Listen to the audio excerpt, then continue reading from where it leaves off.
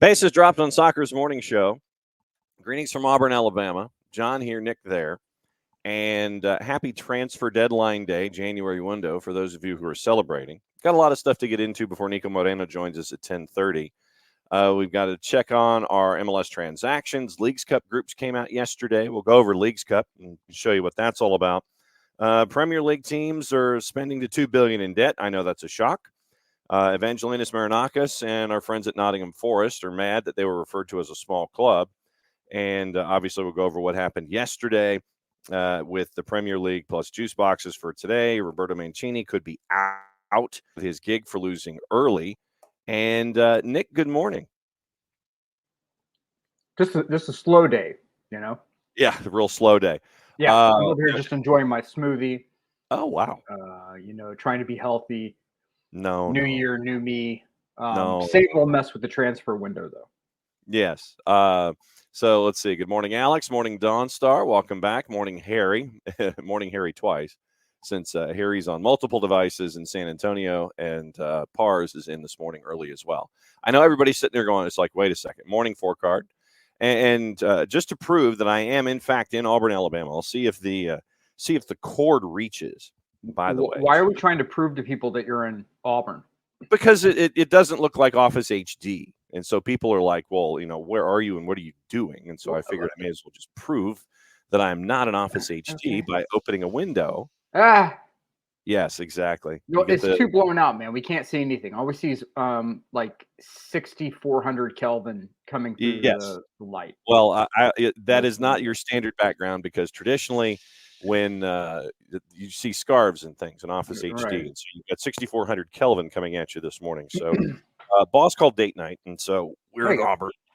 And so we're here doing the we were here watching the game last night where Vanderbilt, God bless Derry Stackhouse, is everybody's make good game in the Southeastern Conference when it comes to basketball. So we were here for that, and we're heading back, obviously. Tomorrow we'll be back to normal and everything.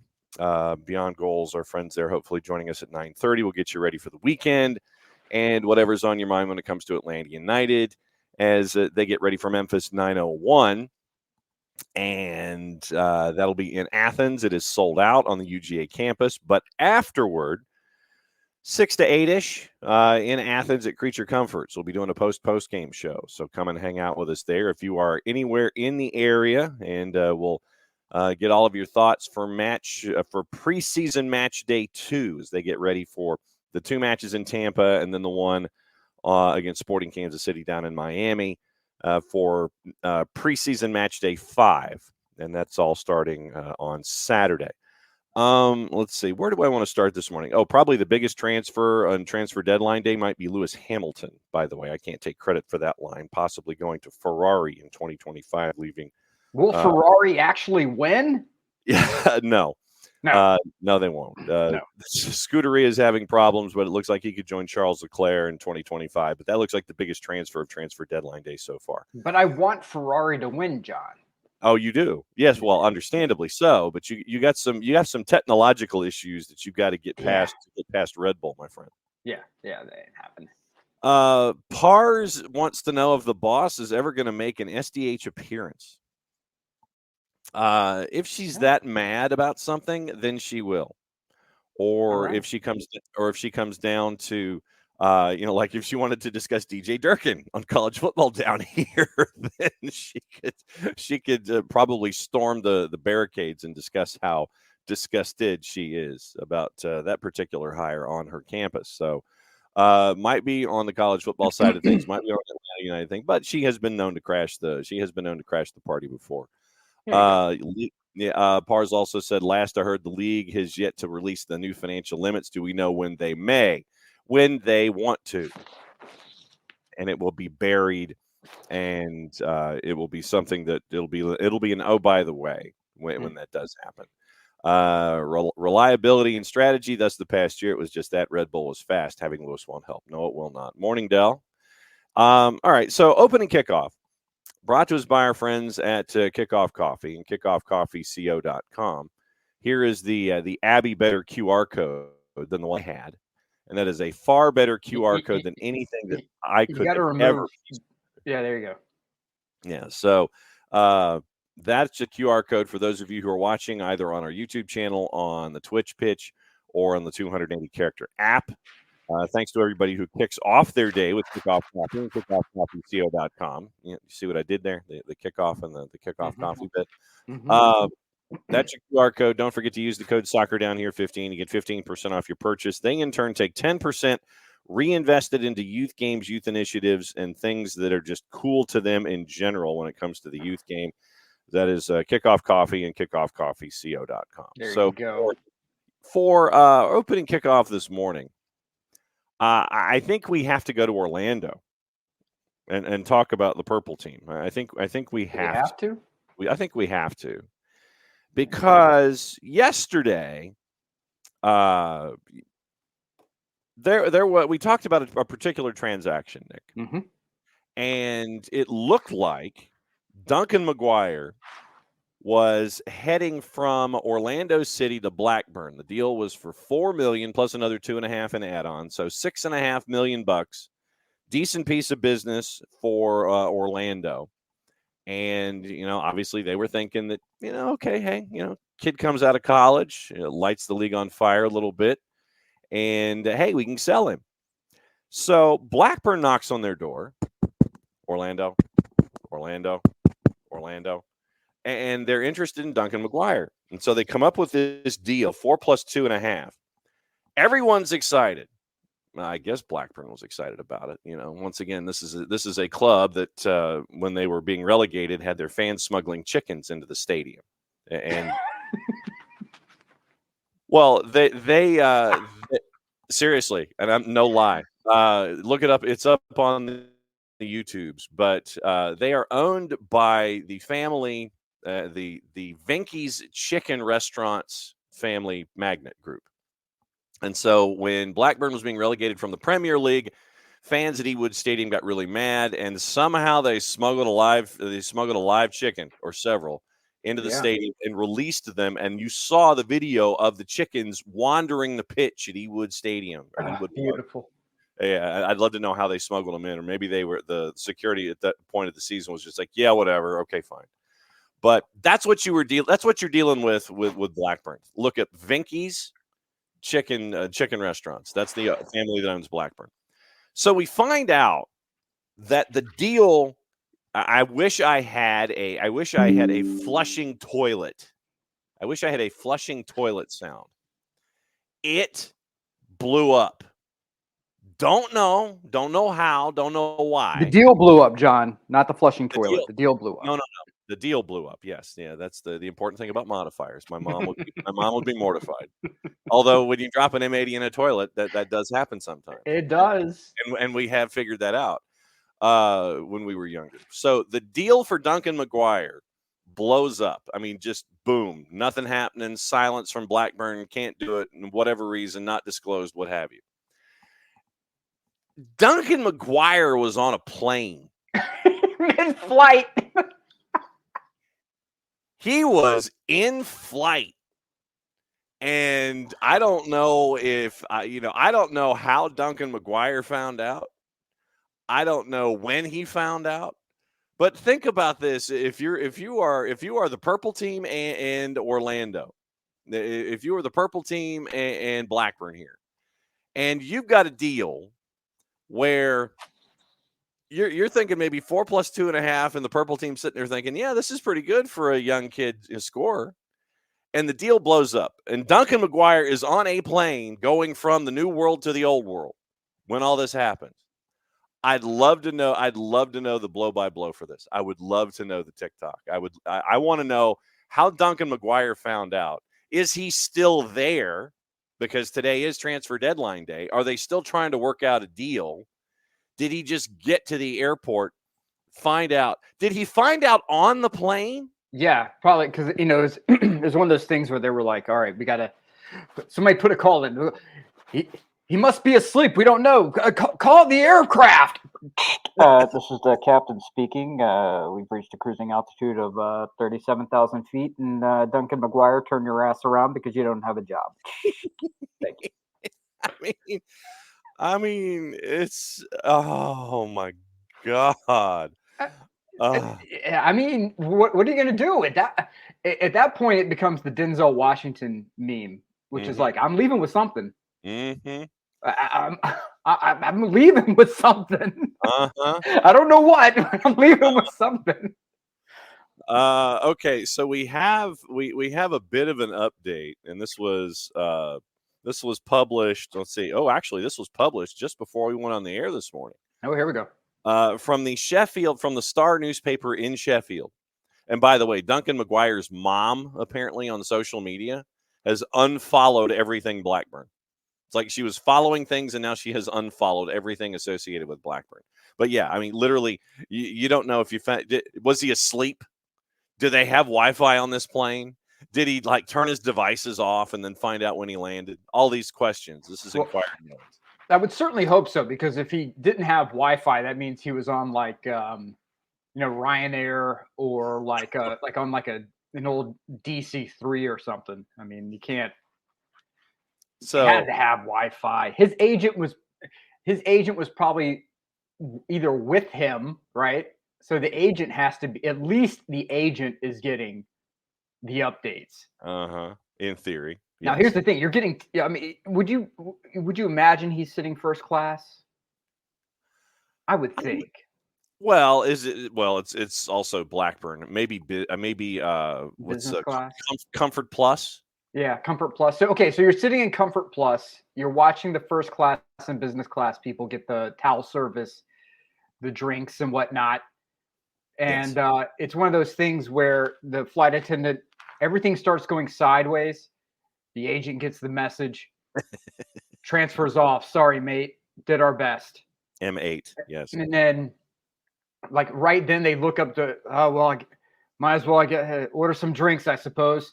And then, the flight attendant looks up and, just slams the curtain shut. Don't you look up here. Avert your eyes. You don't want to see what's going on up here. Yeah, don't you look at me. No. From Alex Miller at the Sheffield Star. This is from the Star newspaper in Sheffield. Quote, and this has got to be the biggest undersell this week.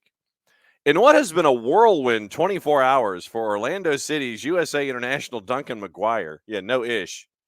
The 22-year-old finds himself sat in a Sheffield hotel. So he is sitting in a Sheffield hotel currently, waiting to hear on his future after a mooted transfer to Blackburn Rovers was canceled mid-flight. We bring Jarrett in. Jarrett, we're talking about Duncan McGuire. I'm so glad I'm not late for this. No. McGuire and his representatives landed in Manchester on Thursday morning, deadline day, and made their way to Sheffield. Both Sheffield Wednesday and Blackburn having shown a keen interest in McGuire this week. It was Rovers who were given the go-ahead to bring the strapping forward over for further negotiations. The Star is aware of correspondence between the Lancashire club and Orlando that cites financial reasons, in quotation marks, so we know it's serious, for the board pulling out of a deal.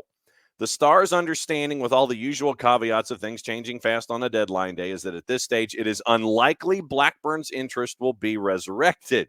That leaves Sheffield Wednesday. The Star is told as of Thursday lunch, so basically 7 o'clock Eastern time this morning, Owls are keen to explore the possibility of a deal, though with the clock ticking, there's wait on a word from Orlando in order to proceed. It's understood the Florida club had expressed a reticence to sanction the McGuire deal before Blackburn pressed on with their bid on account of not being able to find an adequate replacement in time, and it's not known what financial expectations there would be on a deal from the Florida thing as things stand. It is reported that Orlando could now have a forward lined up to replace McGuire should headway be made on a deal, with McGuire sat waiting patiently in Sheffield, and what happens between now and the 11 p.m. transfer deadline remains to be seen. Orlando are finishing up their preseason training camp in Mexico, from where McGuire traveled. So he flew from Mexico. He didn't even fly from Orlando, and due to play a home friendly against Rhode Island on Wednesday. So Duncan McGuire was in Mexico. He catches a flight to Manchester, basically, and he's sitting in a hotel room waiting on word. He has not come back to the States. He has not come back to the New World. He is sitting in a hotel room in Sheffield waiting to find out what is going on with Duncan McGuire and his possible future. So he finds out on a plane, and now he is in limbo. It's like what was the Tom Hanks movie where he's the terminal. So Duncan McGuire is in the hotel version of the terminal right now. He's waiting to find out if Sheffield Wednesday now is interested in him. It's like, yeah, I'm just kind of hanging out.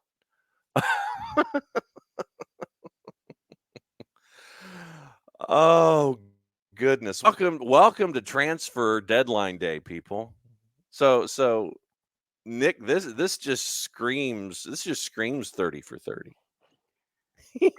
Well, what are you going to do? I mean, like the poor kid, team rivalries aside, man, this poor kid is sitting at a hotel right now with, I guarantee his representatives are there. Mm-hmm.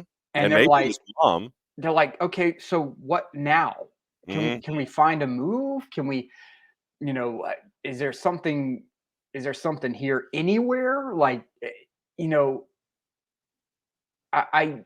can't help but feel bad for this kid, man. Here he was hoping, like, all right, I'm excited. I'm gonna be playing in England. I'm gonna be playing at a high level. This is gonna be amazing. This is my dream come true. And at the last minute, you get Charlie Brown. Oh yeah, that's probably the best analogy. That he got Charlie Brown with the football. Yep, Lucy yanks the ball at the last minute. Charlie Brown whiffs, does like a half gainer midair, lands on his head, and now what? Any deal that is going to be made is going to be like some bargain basement loan with an option to buy. Orlando is probably like, you could, it's okay, just come back, it's fine. But is it? No, it's not. It's not. There's no. It's just not. And here's why. Because you had a team that is like, yep, we're going to move you. It's great. So it's good for you. Mm-hmm. Yeah, this is going to be good for us. And, you have, we wish you the best of luck. This is amazing. It's a great opportunity for best you. Luck in your future endeavors. Yeah, everyone has already said goodbye. Mm-hmm. Right? Mm-hmm. And you can't come, what are you going to do? Walk back? Oh, well, yeah, sometimes it happens, man. Hey, guys, what did I miss? Hey! So, but, and then if some team calls up, well, I guess we'll take him. Loan option to buy, I guess. I don't know. I mean, do you really want to do that? I mean, Jarrett, do you really want to do that? I mean, so you put up numbers last year. Somebody's going to want it. Assuming Orlando. I mean, I assume Orlando does, because I assume you do a deal like this. Like a guy who balled out his first year. It's a, hey, man, do you want to go play in England? Yeah. He did really well. Yeah, sure. Okay, well, we got an offer of pretty good value. We'll accept it because you were a draft pick. We're making money on this deal hardcore. And if you want this deal, we can do it. Oh, deal fell through. So now you go back. Hopefully it's not like an awkward thing where like the club like had packed his bags for him and threw them out the door. And hope, like this kind of deal feels like one where it's like pretty amicable. Like, hey, we're going to make money on this. You get to get a chance to go play in England and a chance to move up through England. Like everyone benefits here. Oh, my God. But so hopefully when he comes back, they're just like, hopefully everyone's able to just kind of be like, hey, that sucked. That didn't work out. Well, I guess preseason's here. Yeah, and it just doesn't get. Hopefully, it just doesn't get awkward, and hopefully everything's okay, and hopefully he's okay because that has to suck. Like I said last night, thank God for in-flight Wi-Fi because could you imagine landing on the ground and you turn your phone off of airplane mode? Oh no! And your phone just stops working because my God. it's nothing short of HAL is built to process that many notifications at once. Oh my God! I mean, Alex Pacine brings up a great point. He's like, this isn't quite as dirty as Lucho to PSG. yeah, that's Lucho true. to PSG was like an A24 film. I mean, it was. Never forget that DC let Lucho go for free after that. Yeah. No matter how angry or bitter or sad you are about your particular team at any given moment of your life, there's some team out there that is stepping on rakes more aggressively than your team is. And never forget that DC absolutely pulled a sideshow Bob and just kept stepping on rakes over and over again. And one of those was letting Lucho go for free and getting nothing for him. Then watching him come back into the league and win MVP with a supporter shield winning Cincinnati team. Good job. Good effort, DC. Well, DC has picked up apparently Chris McVeigh from Messi and Friends. What position does he play again? He would be on the back line, sir. Oh, yeah. So who is playing back line? No one's playing back line for Miami. This is arena football, dude. Did they go? Are we going back to the pyramid, like the inverted pyramid? Are we really going back to that where there's like? Yes. I mean, it's a 2-1-7. Jesus. Oh. Poor Calendar's going to be in the back. Like he's going to be just doing the rosary, like every time anyone on the other team gets a ball and hoofs it forward, he's going to be doing a rosary. I mean, last time out against Al Hilal, you got to see literally the lobbing over the top. Noah Allen, who was playing like a left center back. He looked like the safety that got burned on a bomb. And he's like looking over his head, and it's like I don't have any help over the top. I'm in trouble. And you see Noah Allen look over the top. My favorite example of that is, what was it, 3 years ago? When, I guess it's been 4 years ago, when Alabama won the national title over Ohio State. And there's that one play where Alabama basically runs a Y cross, except more of an X cross with Devontae Smith in the slot, and they run like it's a crossing pattern that cuts up the field. Yeah. And it ends up with like an Ohio State linebacker matched up with Devontae Smith. Yeah. That's how it looked. Because if you were that play just lives in my brain because it's him running a Y cross and then cutting up the field, and this poor linebacker and he's not like a modern linebacker. Forget who it was, but he looked more like a late 90s Penn State linebacker. Like he was like Shane Conlon type. Yeah, like he was athletic as hell because he wasn't like standing still, but you could just see the distance developing between them and just the look in his body of, oh God, there's no one back there. What do you want me to do about this? It was like watching someone try and do a shuttle run against a cheetah. Oh my God. Yeah, that and there's more of that today, I think, because today is, I think, the first, and over there's a new. This was supposed to be, I think, this wasn't today supposed to be Messi and CR38. I don't know. Last dance or whatever. No, I have no idea. So anyway, I think it was supposed to happen today, but CR38 is nursing muscle injuries and still take the over on wherever that's going to be. I think it's going to be on MLS on Apple or something. So yeah, go if you're inclined, go watch it. We're not. So there you go. Yeah, I would rather drink Drano recreationally. Yeah. So Duncan McGuire is in a Sheffield hotel waiting to figure out whether or not Sheffield Wednesday or the awkward return for Orlando City. And so that's opening kickoff, by the way. Jarrett Could Celtic or somebody call him up and be like, all right, yeah, come on up?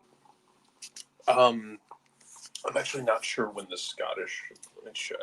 Scottish transfer window. League's Cup conversations coming up next, by the way. I'm not sure when the window ends officially. I don't think they'd be on UEFA's window, right? I would imagine, but it's Scotland though, so you kind of have to like. There's some renegade element that's. Yeah. Look, when you've got a stadium that's nicknamed the Spaghetti High, there's definitely a renegade. Oh, it is. So it ends.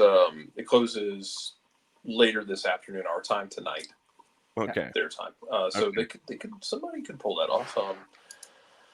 Celtics too busy like hammering. They're trying to hit nails and they keep hitting their hand instead. So they're doing a lot of that. Yeah. But yeah, man, that's look, you know what? Sheffield Saturday and Sheffield Sunday, both of them would never do him like this. No, they would not. No. Wildwood Derby's this weekend for all those involved. Yes, there you go. I just want to know where it went wrong. Yeah. I want to know where it went wrong. Was it that the board said, hey, we're bringing in this player. This is who we want. This is the player who we think fits the profile. And the manager's like, no. Yeah, this is what we want. Manager says no. And finally the board's like, he's already here. Yeah, I don't care. Don't care. Not interested. And, all right, fine. And so then, sorry, bud. Wish we could help you. Don't, Mm-hmm. I mean, it's just hilarious to me that this is what's happening. I don't know. How in the world you let a player get all the way to your town, and then, and here's the thing: it's not even like he didn't even take a medical. It's not like we were talking about yesterday. Was like find something in medical. It was no. We're not even going to let you in the building. Mm-hmm. Unless you're doing the fan tour, you're not coming in. Yeah. It's like, bruh, not happening.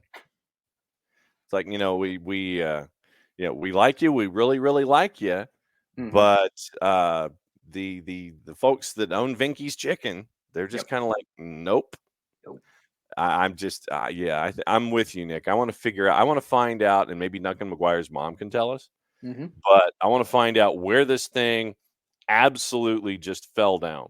And my gut tells me it's actually with Venky's and with the ownership group itself, as opposed to managers and things. They're like, oh, we're going to be spending $6.5 million on an American. Oh yeah. KFC, I think you're spot on. It had to be Blackburn ineptitude. So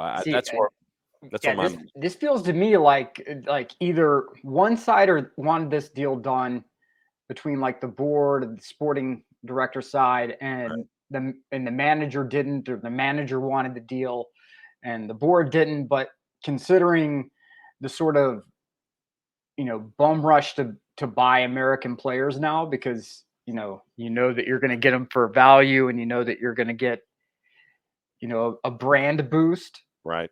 This just feels like there's just something rotten here. There just feels like something rotten here. The poor kid didn't even take a medical. Nope. Yeah. So like I said, I'm with the Blackburn ineptitude tack here. That's my thought. So Duncan McGuire and his travel plans, opening kickoff, brought to us by our friends at Kickoff Coffee and kickoffcoffeeco.com. That's your QR code for those of you who are watching video sense, whether on the YouTube channel, the Twitch, or on the 280 character app. Don't forget to use the code soccer down here 15 to get 15% off your purchase. They in turn take 10% reinvested in youth initiatives. Very, very cool stuff that they have earmarked to help out the growth of the game. It is Kickoff Coffee and kickoffcoffeeco.com. Leagues Cup stuff came out yesterday. We really hadn't had the chance to talk about Leagues Cup because, of course, they waited until after the show was over to break out the groups. Of course. July 26th to August 25. And once again, everybody from both leagues is in. All 29 MLS, all 18 Liga MX. And pause. It's all going to be on Apple TV. The two teams that are not going to be participating in the opening round are your two champs, Club America and Columbus Crew. They get to be dropped into the round of 32. They get to kind of hang out. So they're going to be hanging out for a while. And then they come into the round of 32. Groups were announced, and they have it a little differently this year, where they have a tiered Leagues Cup ranking system and hubs for the highest ranked Liga MX clubs. So there will be some matches out of the first round in Mexico, so Liga MX teams can have home games and things like that. And so they came up with a tiered structure for groups of the 45 participating teams. Atlanta United, on a tiebreaker, lost out on being 14th, and so they are 15th. They are the bottom team in Tier 1 of 1 through 15. So of the 15 teams in that tier, once again, 13 of them are participating in the opening round. Tiers were divided into all of those groups. For regions, they're going to be playing in 2 regions this year, East and West. 7 groups in the East, 8 in the West, regionalizing travel for participating clubs. We like that idea too. Hubs. Liga MX champ and the 3 top-ranked Liga MX clubs are granted hub privileges, minimizing Liga MX club travel, rewarding them with predetermined venues as the home team based on Leagues Cup ranking. Following clubs have hosting privileges through the semifinals. It's Club America. Round of 16 is Monterrey. Round of 32 is Chivas, and Tigres has group stage privileges. You have group stage privileges. You feel like you get handed like a card or something. You get a gold card, a bronze card, a platinum card, something like that. You have semifinals privileges. You get the platinum card. So 77 matches. Second and third place finishers and the Cup champ qualify for the CONCACAF Hemispheric Extravaganza. 2 group stage matches. Top 2 teams from each group, determined by points, reach the knockouts. Working on this button. What are you working on? Huh? Yeah, I had to pull something up there. No matches will end in a tie that goes straight to penalty shootout. Regulation wins 3 points, so on and so forth. And they'll get the tickets. All that info is going to be announced a little later on. But the Atlanta United group, Atlanta United is E7 for those of you who are following along. Atlanta United, Santos Laguna. Hold on, what was that? What was that again? East 7. So East. Yes, Atlanta United. So Atlanta United gets to sink the battleships of both Santos Laguna and DC United. That's a group I think that can be had by Atlanta United. I think that's a decent piece of work. I think Pars likes the draw, and he's not the only one. I think that's a draw that can be had getting out of that group. Interesting other groups. Let's run through the other groups here just to lay things out. E6. Are you going to sink another battleship, Nick? We'll see. Pachuca, Red Bulls, Toronto FC. By the way, it looks like Bernadeschi might be heading back to Italy.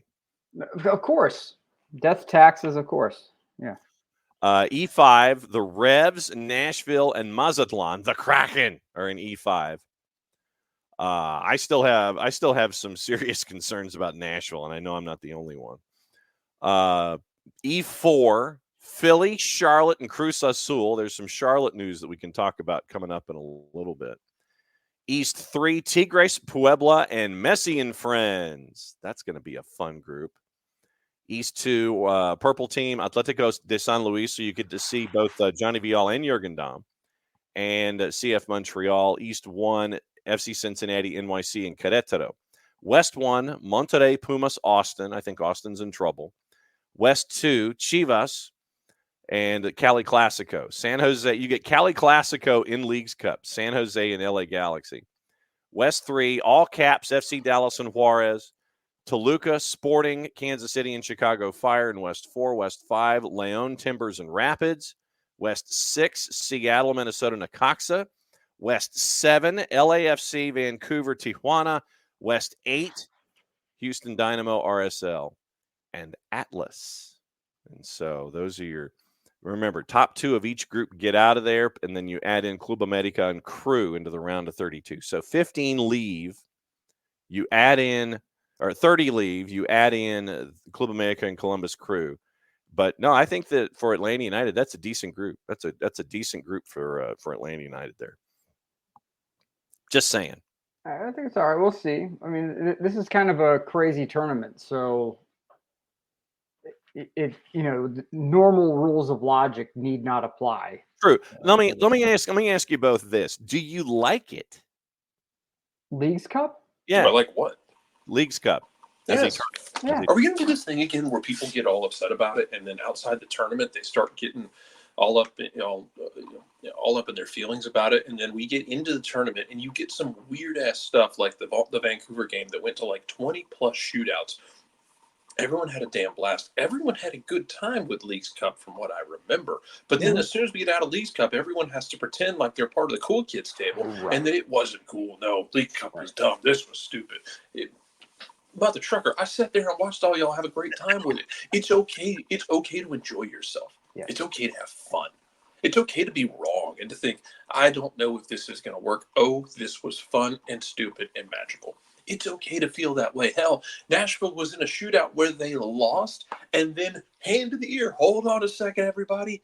Turns out the keeper came off his line, so we had to basically into the game and bring everyone back and relive the entire game only for Nashville to win. I know. It was hilarious and joyful and stupid. Stupid. And it was people had fun with it. And then we're going to pretend like we didn't have fun with it so that we can be cool and act like we're edgy. What the hell, man? Are we still sophomores in high school? Grow the hell up. No, well, it's a battle of, the content versus the aggrieved. And people sit there now and just go, what can I be mad about today? Oh, this Leagues Cup thing, this open cash grab. Oh, this is so terrible. Oh my God, they're going to like the 15th penalty kick. This is amazing. And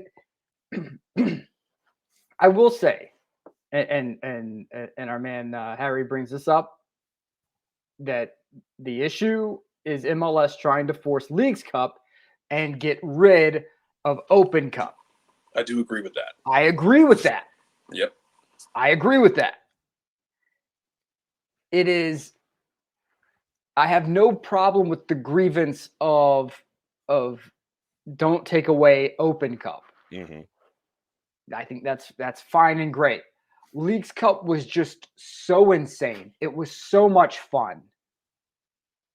And I want to see more of that because, I want more. I love mess. No, so absolutely. This is all big mess. We are fans of chaos because chaos is entertaining. Yes. In a vacuum, yes. This is the thing to that point is in a vacuum, Leagues Cup is an absolute joy. It's beautiful chaos. It's stupid. It's wonderful. It should not exist at the expense of Open Cup. Right. And this is also a conversation that the league is going to have with the players' union going forward about, we got to figure out how we feel about this because whatever CBA we sign at any given moment is going to help dictate. We're going to have to make sure that we are playing an appropriate amount of games and that you're holding up your end and we're holding up our end. And this gets tricky because you created the Leagues Cup in the middle of an existing CBA. Yeah. So how they settle that next time is going to be tricky because the Open Cup has a different kind of magic to it. Well, we'll see how they are able to figure it out, expanding out the roster, spending more money, allowing for more talent across the board would be a great starting point. Yeah, and I think recommend that, but I think not that simple because you're also dragging some owners into doing that. It's easy for us to sit here and say go spend money, but some owners are not going to do that. Right, and I think that the larger element in this, and we still have obviously heard no adjustment to anything whatsoever when it comes to MLS's involvement in Open Cup this year. I think that if Major League Soccer had adjusted their participation rules going into the discussion. And it's like, okay, look, we know things have to be a little different. We get this. And instead of saying, no, we're only having our second teams in there, and phrased, I think, Nick, if they had phrased it better, where it's like, okay, we're going to have our first teams, and I'm using air quotes, we're going to have our first teams will be active in this tournament, but it will look a lot like LAFC in the Open Cup last year against Monterey Bay, where they brought in a lot of LAFC 2s, said that's what they were doing, and they still could not lose. They still couldn't lose the game. They started 7 LAFC 2 kids and still couldn't find a way to lose. They took it to the extra 30, and they still found a way to win.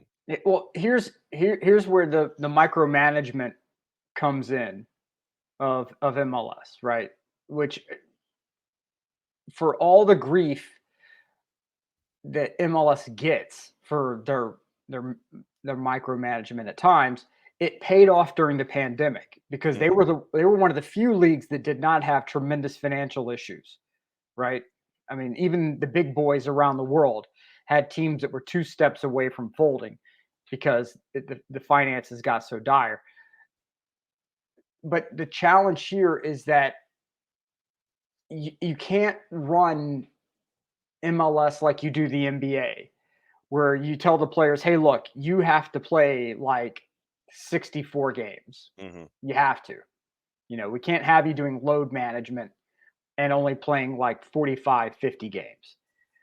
And if you go by that and just tell these teams, okay, you're all adults, you choose your own adventure. And if that means you look at the landscape and say, Open Cup is our best shot to win a title, great. Put your first team out there, go crazy, go hog wild, and have a great time. And you may pay for it in MLS regular season. That's fine. That's your business because you're adults. I mean, Sporting got off to that awful start and invested everything in Open Cup and made the run, and I think they almost backdoored their way into the playoffs. They threw everything because they had such an ishy start in their MLS season. They threw everything at Open Cup because they had that opportunity. Right. And so what you have then is an opportunity for, even though if you're the league, you have to look at this in totality to say, okay, we have standard MLS play. We have teams that value that more. So they're going to put all of their resources toward that. And then they're going to put all their second team into these other tournaments, Open Cup, Leagues Cup, whatever. That's your choice. But when you have something like Leagues Cup and a team like Minnesota, who's just discombobulated to begin with, says, we're going to go hog wild on this, and they start winning, I mean, it only makes your league more attractive because you're like, look, if these bum teams at the bottom can be competitive like this, hell, that's something I want to be a part of, like, hell yeah, maybe they're not so bad. Maybe, this is a serious league, right? Because they're taking these, even the weaker teams are taking these tournaments seriously. But you choose your own adventure on this. Let the directors be directors and let them choose where they want to put their horses. Now, as far as regular season play goes, do I want to see a team full of 2s in regular season play? If I'm an advertiser, no, probably not. There are ways to address that, There are ways to address it. But at the same time, you can, there are also ways to address keeping these teams competitive and rotating out and having fun, and let's see how it goes. But I don't want Open Cup to go away. I don't think it should go away. No, I think we need to make sure that Open Cup stays as it is. I'm of the opinion that teams shouldn't be able to sell their home games. That that, if you're playing Northern Colorado Hailstorm and you're LAFC, guess what? You're going to Colorado. Yeah, you're going to Future Legends and you're going to play there. Hell yeah. And so, it's a great opportunity. And I don't know why you would want to get away from Open Cup anyway, because MLS is built around large, like large DMAs, right? Like you're wanting to have these markets like Atlanta, New York. Atlanta, by the way, like top 7, top 8 market. Mm-hmm. You want Houston, but there are hundreds of areas of opportunity where you can bring your team, put on a good show, and it only benefits you. It only benefits your league, because you have players or fans rather who say, okay, normally my team's Union Omaha, but I'm now open to watching MLS with these guys who are down the road, but not necessarily my team. I mean, I don't know, man. It seems to me that there's opportunities here, and you need to try to maximize those. You got a chance to do that. Emilio, I think on a deeper level, most Open Cup fans tend to be MLS to begin with. A lot of MLS fans don't hate Open Cup and may be mixed with Leagues Cup. Don't know. I mean, I think Open Cup fans are probably and if you want to take the bulk number of fans in general, I think that if you look at First Division fans, there are more of them simply because it's First Division. But then if you were to add in all of the lower division teams that are getting their opportunities, obviously because they're lower division teams, they have lower fan bases and lower crowds. I mean, I can see it either way. I don't think, like I said, I don't think that MLS fans hate Open Cup and probably mixed emotions with Leagues Cup. But that's the thing. It's like, I know it breaks your season off right in the middle, and I know that it's a month of having to focus on other things and talk about other stuff. But I mean, I'm wherever your romanticists are, if that's a word. I think those are the ones that are locked into Open Cup and have been locked into Open Cup. I mean, God, Nick, when we were talking about the run of Union Omaha, when we were talking about the run of Christos FC a couple of years ago, the romance that's attached to all that stuff. Hey, look at these guys that are, that they have regular day jobs and they have to get together and hop on a flight and go to DC and score a goal and get everything, and the world is turned upside down. I think the romanticism, regardless of where it comes from, I think that's what we're at this. To me, it's one of the things I like about FA Cup. Yeah. Right. So like when you have, Liverpool or Man City go to, like these League One sides where it's smaller than a high school stadium. Yeah. And you could see that they're having to bring in all these like pop-up lights and pop-up equipment to try to, get the appropriate level of coverage. The bus line is like 47 feet away from the pitch. Yeah. It's amazing. It's so much fun. Dropped into a subdivision. There's this stadium, and you have to bring in these light stanchions for a game to be broadcast on television for the 7th tiered side. That if you are fortunate enough and you have one of the homes that butts up against the stadium proper, you can camp out in your backyard and watch the game going on as it's being broadcast. Yes, and that's what makes FA Cup amazing. It's one of the very few British football events I watch. Yeah, is FA Cup, because it is that mainly for that very reason. I feel like it's almost like video game come to life. You know, where you have these big sides against these tiny sides, and the backdrop is fantastic. But it is beyond short-sighted to say we don't want to do Open Cup anymore, or we're only going to send our second team groups out there.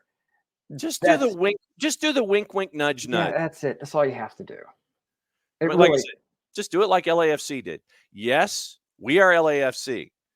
Yes, we are playing Monterey Bay. Mm-hmm.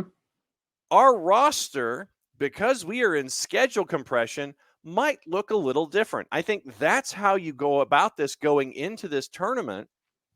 And instead of angering Open Cup, angering the Open Cup fans, angering U.S. soccer, angering, the U.S. soccer community, just sit there and go look. I think Harry had mentioned it earlier in the Twitch pitch. Let me see if I can find it quick. Harry says basically just play the next pro players and play the next pro players under the first team badge like they've been doing for years. Literally, that's all you got to do. Just do it like LAFC and Monterey Bay. Yes, our roster is going to look a little different, but we're playing in this game. You might have a couple of the bench players start. We went over the roster. I remember when this happened, and LAFC still ended up winning. And yeah, you saw a lot of LAFC twos. You saw a couple of dudes defensively, and your starting keeper is someone with MLS experience. But 7 LAFC 2 starters, 4 LAFC rostered players from the first team. Just do the wink, wink, nudge, nudge. Don't come out and sit there and go, our second team. No, that's not how to win friends and influence people. But here's the thing, and Harry brings this up as well. It says it's not just MLS teams that do not play the first teams. San Antonio FC played its academy team versus Club Leon last year. Do you think those kids were hyped as hell to do that? Oh man, I bet those kids were freaking hitting. I mean, they were doing they were just monster chugging prime before going out there. They were like Stone Cold Steve Austin style, smashing prime bottles together and going out. Not everything requires a response, and I think that's where we are now. Not just with sports teams, this like sort of rules-based environment. Yeah. That not everything requires a response. MLS didn't have to respond to anything. No. Yes, we are looking forward to participating in Open Cup again this season. Yeah, that's it. That's all you have to say. End statement. You don't have to say, well, we're only going to send the second tier team. Hell no. We are excited to participate. Be on your way. We are looking forward to participating in the Open. Now, Emilio, MLS didn't send in nobody because Open Cup is like, well, if you ain't sending your first team, then you ain't coming to the party. Well, so again, just keep it 100 and say, okay, teams, choose your own flippin' adventure. Because when you say we're only going to do second, the second team players, what happens is you're saying, all right, for league play, if you're a team that sucks, you have no shot at any silverware at all. Zero. Done. You have nothing to do to improve your brand. You have nothing to do to improve your standing at all. You allow the mediocre to stay mediocre. Because here's what's crazy. And I've seen this play out time and time again. And that is that people get a small taste of success, a small bit, and it lights a fire. Yeah. And they get that, whether you're a sales rep and you can't seem to hit anything. You're on the iciest ice cold streak going, and you land that one phone call, that one meeting that leads to that one closed deal. We're on something. All right. Okay. All right. Let's go. Let's do something different. Yep. And that's what pro sports is. It's like on the Bear season 2, where the guy tells Cousin, here it's the Super Bowl every day, right? When's the last time you bought into something? right? And then this is crazy montage of like the buy-in, like, okay, all right, fine, I'm going to give into this process to win. If you allow these stank teams a shot of fielding first team players when everyone else is saying, fine, we're just going to send next pro, and these first team guys go out and they go on a win streak, you don't think any of that's going to carry over to the regular season? Mm-hmm. You don't think any of that's going to carry over? And maybe the owners finally go, well, damn, our fans, we seem to be, what were ticket sales for this game against like Charleston Battery? Well, I mean, ticket sales were increased like 27%. 27? Yeah. Well, what happened? Well, we were on like a 3-game winning streak here. Mm-hmm. Well, damn. All right. What can we do? We're coming up to the summer window. Okay, maybe we can bring someone in to help kind of bolster this run. I mean, keep the excitement going. It becomes a domino effect. But if you put this cap on, this school marm mess of, well, here's exactly how you have to do things, children. I mean, come on, man. Let people choose their own adventure. Let people choose their own path to success. I mean, and I keep going back to our Union Omaha example. Yes. And the Sacramento Republic example. I mean, yes. You have, and yet they are lower division examples here in referring to Open Cup, but Union Omaha took. I mean, they take out Minnesota United, and it was in front of a crowd of like 12 people, but they still did it. And I want to say Sacramento, in their run to the final, where they ended up eventually losing to the purple team, I think they beat 3 successive Major League Soccer sides to get to that final where they played Orlando City. Mm-hmm. Don't tell me for a second that a League One team that gets on a hot streak right there. I mean, if Union Omaha gets on a heater like they did in the Open Cup a couple of years ago, they don't get on another heater like that. Don't tell me for a second that you're not going to have a trickle down for like a triple negative. All of the talk of the new downtown stadium, the soccer-specific stadium that would seat 7,000 in a live-work-play environment. Don't tell me that kind of momentum wouldn't jack up that project and make folks excited about, playing in someplace other than, no offense, Warner Park in Papillon, Nebraska, where you're playing at the home of the Omaha Storm Chasers. All of this talk, all of this momentum can carry off in a bunch of different ways. If you choose to invest, however you want to use that word, if you want to sit there and you want to go all in on the Open Cup, go all in on the Open Cup.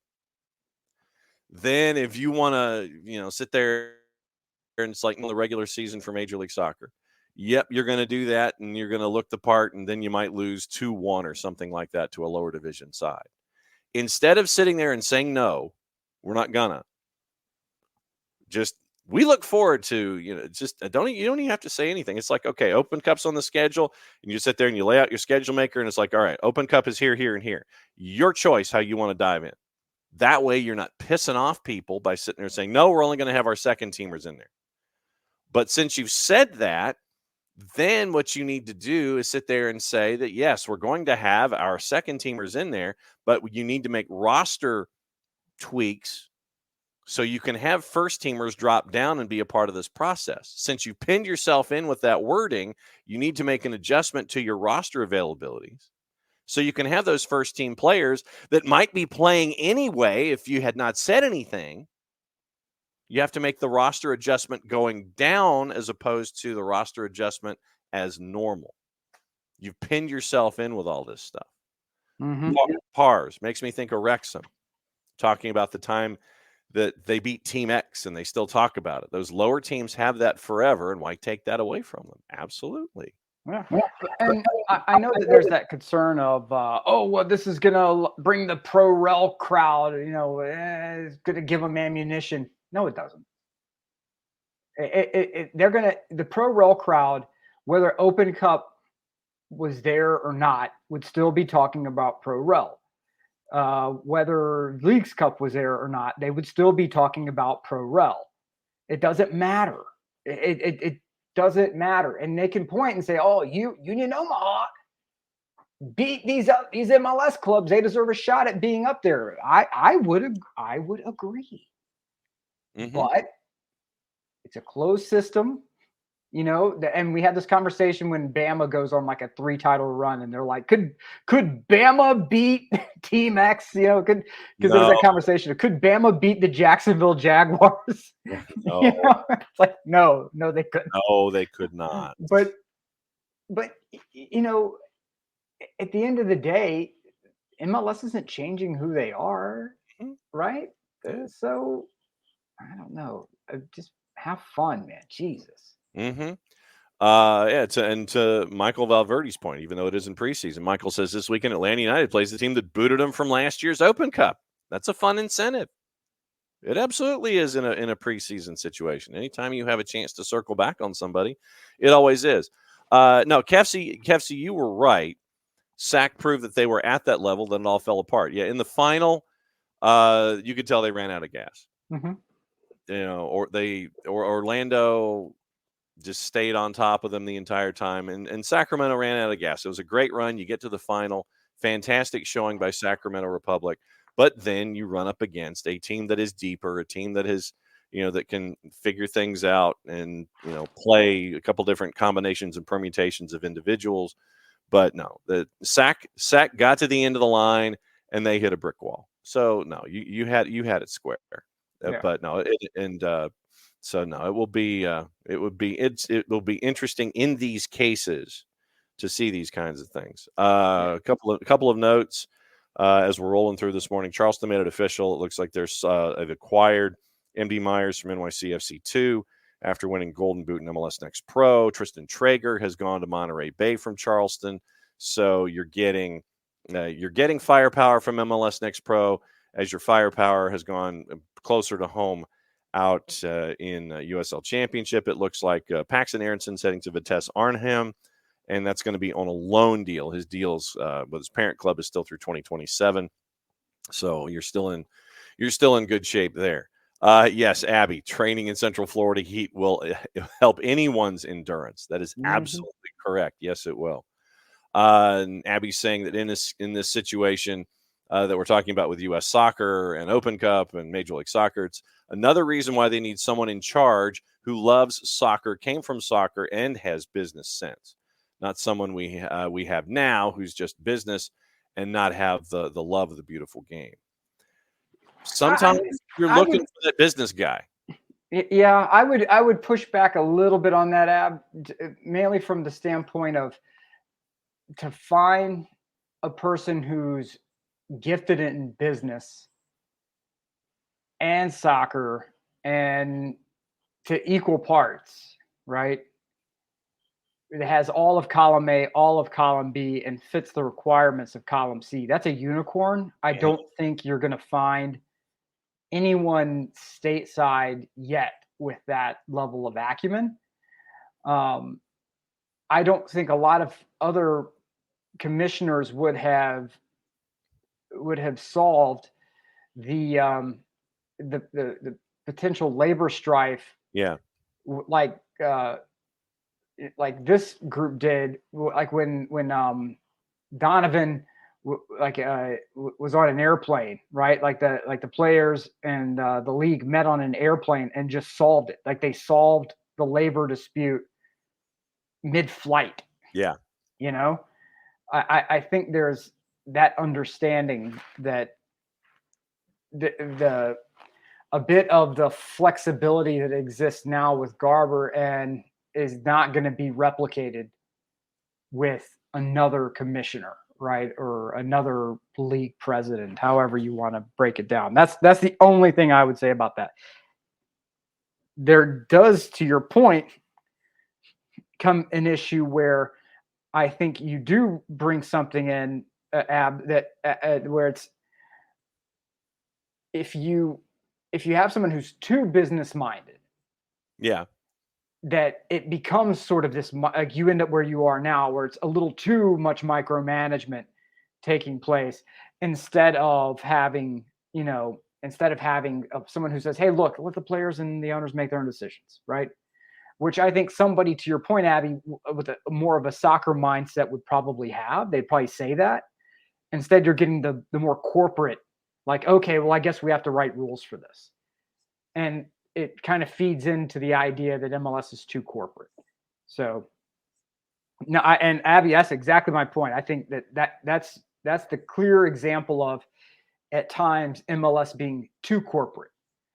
And I would like to see Don McGuire go kind of swing that pendulum back toward, let's let the teams kind of guide themselves here, because that's the next step. If we're talking about league evolution, that's the next step. First step was stability. The second step was raising profile, and you do that like largely through the players you bring in, the level of play on the field. And the next is, like, we let teenagers drive, eventually without the parents in the car, theoretically. You are going to have to sort of take the guardrails off and let teams figure things out without this sort of, really, really strict rule set around them, and kind of say, all right, boys and girls, you got to figure it out on your own now. And we're going to provide some very loose guidelines here, but at the end of the day, we're going to back off until you guys give us reason to put the screws down. So to me, that's how it should be handled. But it feels like we're getting a little too corporate with the decision-making in this particular instance. Yeah, well, and as you're trying to expand the brand of your particular property, and you see things that you think can benefit you, you're going to take those interests to heart. Mixed Cup, if meaning the Apple TV deal. If you have someone who's going to knock on your door and go, hey, let's do this deal for your product. We're going to pull it from all of the regional sports networks and all the other elements that we've done in the past. We're going to put it under one umbrella. We're going to go to this new element here called Apple TV. We're going to go that way.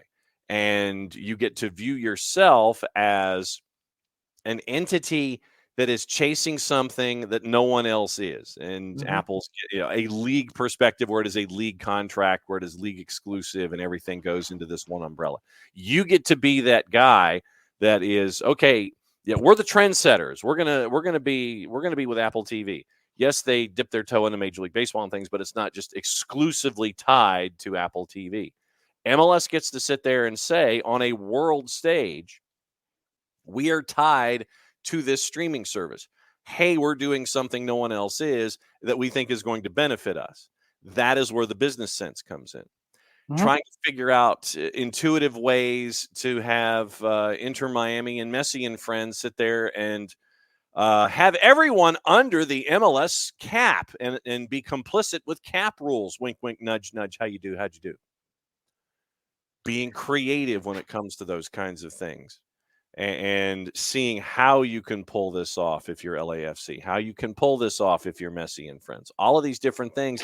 If you have a soccer person and not a business person, that part of the growth of the league at year 26 could be falling, and you would be falling further and further behind in your opportunity to be one of the big four, which I think you can be here in this country. If you're not, let's also look at the teams we keep using as examples, right? LAFC, Atlanta, Miami, regardless of how they build their team. These are teams with ambition. The problem is not that we have some teams with ambition that are too ambitious. We have too many teams in this league that are perfectly okay with status quo and perfectly okay to have that sort of 1997 mentality. Look at what DC United has been for the past decade. No ambition, right? They would bring in some mid players, and we're just building a different way now. Look at Philly. Philly is the most frustrating to me because they could be a juggernaut if they wanted. Yeah. They're in a top 10 media market. There's eyeballs. They have a passionate fan base. They could shoot for the moon if they wanted. Their ownership refuses to do so. So they have to play knife fight in a phone booth because it's what they have to do. You see where the LA Galaxy are now. You see where, it looks like finally the Rapids have some. They've invested a whole $3 million on Georgi Mihailovic. So I'll take that as ambition. It's at least a step in the right direction. Yes. You have teams like FC Dallas, which had previously been like academy.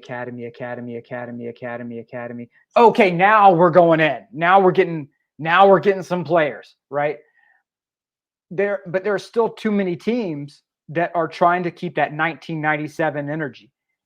And they're mad because you have so many new teams with ambition. Mm-hmm. And they feel like, well, what about us? Not every team could compete that way. Then get the hell out. At every gambling table mm-hmm. in Vegas, and every gambling table unofficially, at every home around town, there comes a time when the people with scared money leave or they're forced off the table. We're raising the big blind to $100. Big blind's $100. You got to go $100 to go in. And you got some people who are like, I can't do that. Then you probably too much for my blood. Can you reach the little blind? Which is like 75? No. Okay, then your evening's done. Go to another table. I'm sorry, you got to leave the table. And that's where some of these owners are. That's where they need to be. They need to be told, you're not reaching big blind, you're not reaching little blind. It's time for you can't play Hold'em anymore. You're out. And you've got to move on because you're holding everyone else back. It's like when we were talking about the CBA. Mm-hmm. I raise the cap. That's fine. Or keep the cap. I don't care. Raise the damn floor. Yeah, that too. Raise the floor, man, because it's what in God's name? Why are we allowing the mud rakers to hang around? Mm-hmm. Don't move a team if you have ownership that is ready, that there's potential ownership ready to invest and go big. Mm-hmm. Which in every one of these markets, it seems like there's someone there to do it. So get these other owners out, these cheapies out. It's insane to me that this is where we are. Because if you get all the owners in the league who are like, yes, we're ready to compete. And they could pressure Garber to say, look, you need to expand rosters. Because it's the only way we're going to be competitive in all these tournaments. Expand the damn rosters. Allow us more flexibility. Yes. To bring in additional players for all of these tournaments you want us to do. Mm-hmm. So there's no heavy wave effect. Instead of having big wave, really deep, really deep bottom, big wave, really deep bottom. And now we can reduce the variances between the highest high and the lowest low. It allows us to maintain better if we have expanded rosters. And everyone in the league agrees on this. Don Garber would probably be like, yes. But we have too many people right now who are like, oh, no, spending money is wrong. So you're going to be stuck with it. It's going to take the fans that have the vote to say we've had enough. And you would imagine that in this day and age, when there are folks that are looking to invest in underappreciated assets, mm-hmm. Hell, as much as we have talked about how valuations of Major League Soccer franchises have grown, we go over the Forbes list every single year when it comes out. And you are talking about valuations of franchises that right now are, even if you are the bottom of the barrel, if you're Colorado, if you're Montreal, you're looking at something in the neighborhood of $385 million for the value of a franchise. And I would venture to say that if you are in that bottom half where you're probably 500, 550 and below when it comes to a Forbes valuation, if you are not willing to invest in your club and bring in the higher price talent to try to keep up with other individuals, and we can sit there and look at clubs and sit there and say who we think they are, there's always going to be an individual that would be interested. For every owner that's not interested in investing in their club, I would say these days in Major League Soccer, hell, in USL Championship or League One, that there are individuals that will sit there and say, tell you what, you're not interested in investing in your club. How about I knock on your door, buy your club from you, and invest in that club? Because businessmen are always looking for those next opportunities, Nick. And this would be one of those, to invest in a growth market, which is what we think soccer is. And we've shown folks the evidence of this. Yep. That for every owner that doesn't want to invest, there is someone on the outside that wants in who would invest in these situations. Right. And that's why I think you have to really tailor your response here. That it's not just invest. We have to be very intentional with our words. Invest it's almost like the monkey paw thing, right? Like, we want Detroit to win. Well, the Pistons won, not the Lions. Oh crap, we should have been more specific. Yes. We have to really tailor our response. And what do I mean by that? Instead of saying invest, you'll have someone who will spend $10 million on the stadium, right? $10 million in upgrades to the stadium.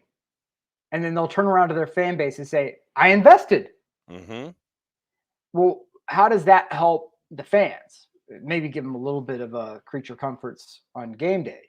The game experience is not different because the state of play still sucks.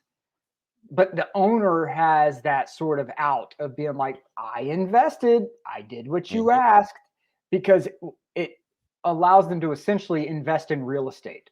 Yes. You're investing in the property and not what is on display. Correct.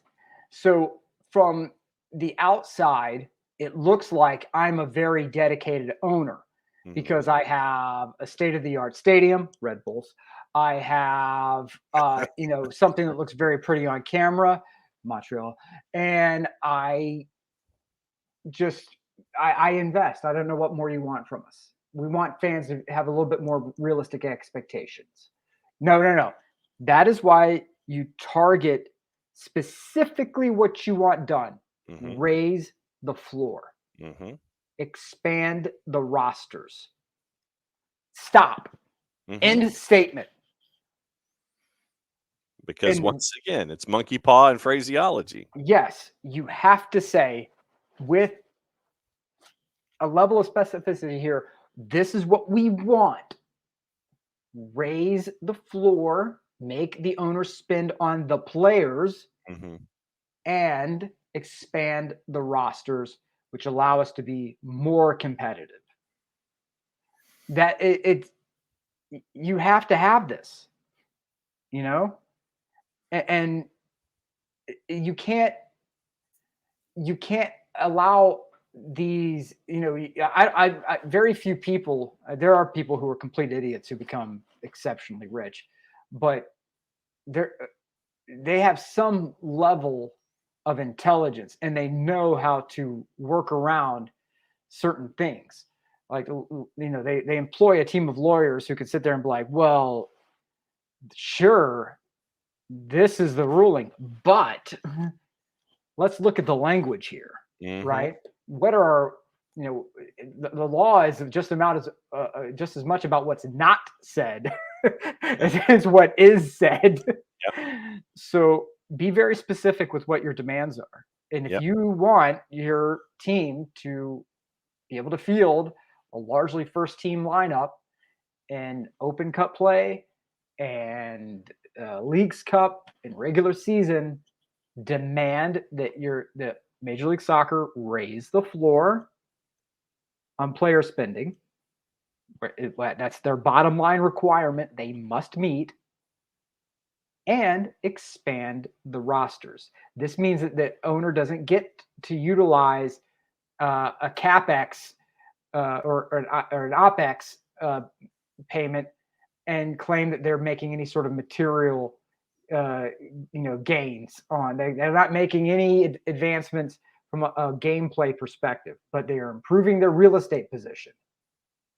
Mm-hmm. So when that Forbes thing comes out, real estate valuation is a factor in that. Yes. And so if I sink 10 million into a training facility, or I sink 10 million into my stadium, I can look every other owner in the face and say, I am investing in my team. Shut up. I'm investing in my team. Right. Yes. So Rich says, it's what kind of customer do you want? Fans of what goes on the field, or fans of experience on a night out? Right. Columbus owners originally wanted the night out people. Yeah. And so that's where you go. That's what that's now. Rich, are you talking the original owners or the current Haslams when they built the Death Star downtown? Yeah, Abby, Dell. No, Dell, I did not get kicked out of my house. Abby is correct. Boss called date night. And so date night is 2 hours and 10 minutes away from Office HD. And so we're doing the show from here today, back in Office HD tomorrow. Niko Moreno coming up in less than 10 minutes, and we'll go through everything on Niko's plate that he has in his mind when it comes to Major League Soccer and round one of preseason stuff and all those kinds of things. So, okay. So it is the Haslams that Rich is talking about. They said that when they open the new stadium, they want the night out folks. And that's, the Haslams are trying to put butts in seats, and they're trying to do it by making the Death Star very, very shiny and making it about the night out experience as opposed to the soccer experience. And that's a delicate balance. But if you're the Haslams who own the Browns and truck stops and things like that as a part of their fortune, you're trying to get folks in the door. You're trying to get them to buy something, and you're trying to get them to come back. And if you're more to the casual fan, that it's great that you can bring in you want to bring in the fan the first time, and you want them to come back. That's the balance here these days. Is what do you do to bring in a fan the first time, and then what do you do to keep them? Because if you're just catering to the casual fan, the night out folks, like the Haslams are when they started with the Crew, then what happens if your in-game experience, your stadium experience, is only good for that one time? You're not gaining fans. You're just rotating folks sitting in seats, and you're not gaining fans that will continue to be there time in and time out. And when your team is not doing well, then all of those seats and all that investment in the new stadium, the players, and all of the stuff on the field, that's. Well, I mean, like that's one thing that you hear about the going to Hawks games, is that it's more like going to the club, because it's more entertainment based now, yeah. Right? Like that. Am I correct in hearing that they have like a barber shop in there, which would be great? I mean, get cleaned up before you. Yeah, I think so. But I don't go to Hawks games, but I think you're right. Yeah. Yeah, I have no problem with that. I really don't. As long as the on-court product makes sense. Yeah. Like I haven't seen that. Yeah. The Hawks seem like they were willing to invest, which I like. They did a poor job of it. I will take the Hawks situation though over a lot of other NBA teams where there's no stadium experience and the on-court product sucks. Right? Oof. I'll take the Hawks situation before I take any of those other ones. I mean, you could be at a Hawks game and it could be 143 to 135, and Luka Doncic goes for 73, and you have that kind of an evening. Yeah. But you're probably still going to have fun at the stadium for a chunk of the evening. Yeah. And I'll say this with Charlotte as an example. They spend their money poorly. Yes. But they're spending. They're David Tepper. I will give David Tepper credit. David Tepper spends money. He throws drinks at fans, but he spends money. Right. And wants to spend it in his way. And Abby says that the Hawks owner is a very nice guy, very passionate. Like, great. Mm-hmm. I think that's amazing, right? I will take that. I will take somebody who's spending, even if they spend poorly, over somebody who's just like allowing the mediocrity. That it's a line item on your balance sheet. Yes. To me, that's the worst thing that can happen. Mm-hmm. Where it is a real estate deal. Mm-hmm. We have this large real estate platform in the middle of a high value area, and this asset is something that will only mature,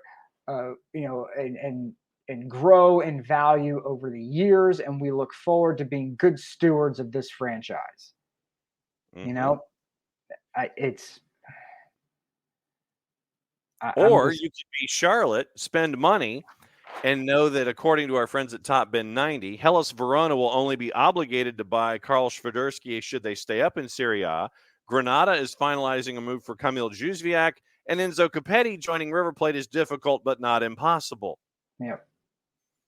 So there's Z-Man and Tepper are spending money. They're spending, not in the way you want. Mm-hmm. That is true. Which is why I'm going to trigger the Twitch pitch, John.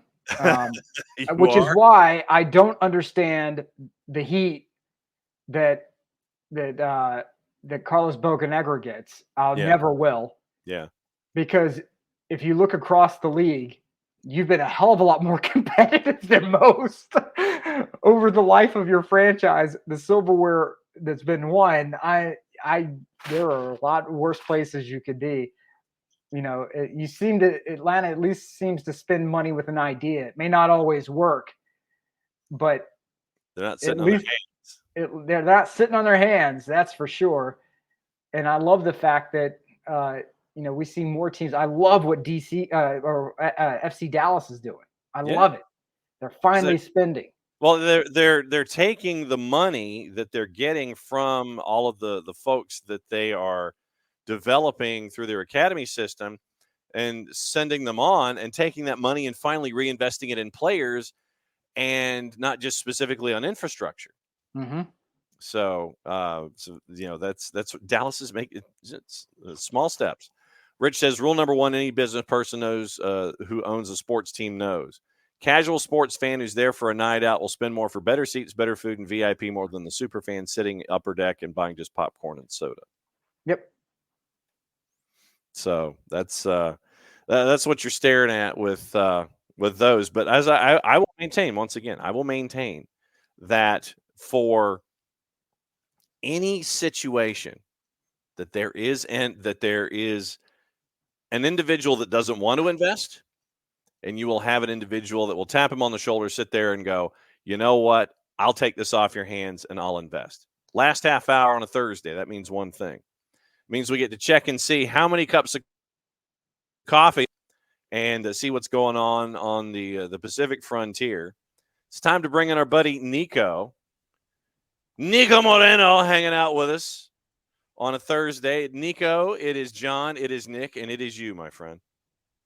What's going on, SDH family? Happy to be here once again. I see you guys are already getting into some good discussions. So you know what? We have preseason. We have the Sounders' first preseason game. Yeah. We got a couple of new entries into the league. So I'm ready to go, baby. All right, Nick, I'll let you lead off. What's on your mind first with Niko this morning?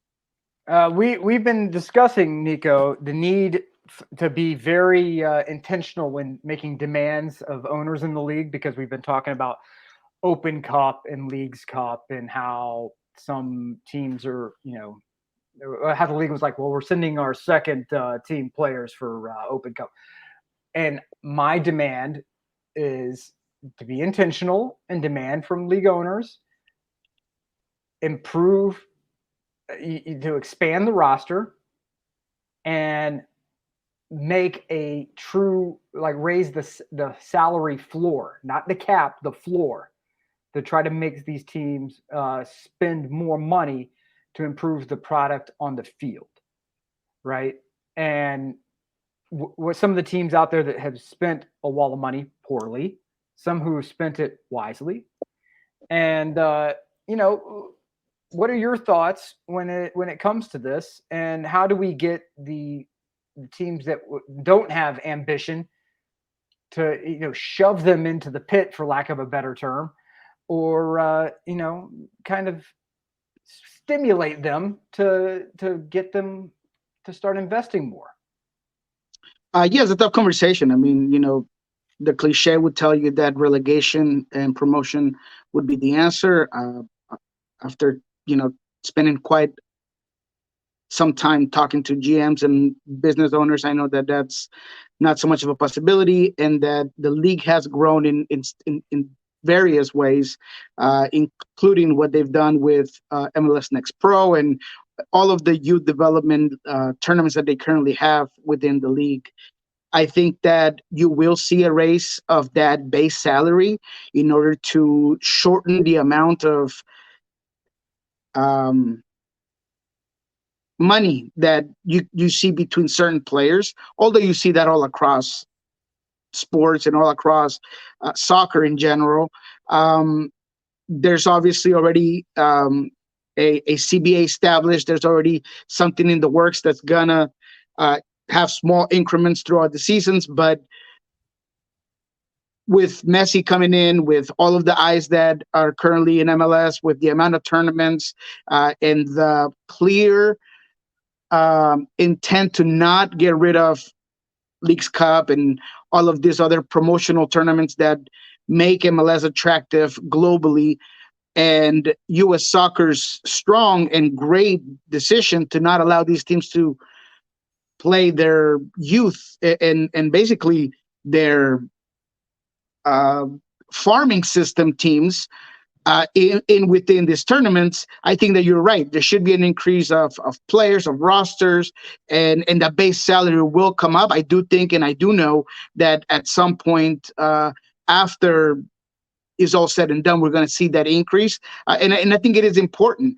It's a conversation to have, simply because if we like to think that we're, as a league in MLS, growing as quickly as we have, then there has to be growth within those economical systems, within that salary, and within that roster implementation rules. So then, I mean, and this was the point that some of us were making, and literally this has taken over the show this morning. If Major League Soccer as an entity had just basically kept their mouth shut, not said a word, or said, the Open Cup's announced and everything, and Major League Soccer had just said, we're looking forward to participating in the Open Cup this year, and then just done it as normal, where you have Seattle playing Northern Colorado Hailstorm, but you have, you've got Paul Rothrock starting all of a sudden, and you're going, well, why is that happening? And of course, you know why it's happening, because of schedule compression and other things. If MLS had just said, we're looking forward to participating in Open Cup, and then all of a sudden on game day, you've got 7 starters from Tacoma Defiance out there with, maybe Reed Baker Whiting, Josh Atencio, Obed Vargas, whomever, and you've got your backup keeper. Wouldn't that, would not all of this firestorm not be talked about? I mean, literally, it would take away a lot of stuff that we're talking about these days if Major League Soccer had just said, you know what, we're looking forward to participating in Open Cup this year, and let the rosters be what they are. Yeah, I mean, honestly, the thing that blows my mind is that that's exactly what's been happening.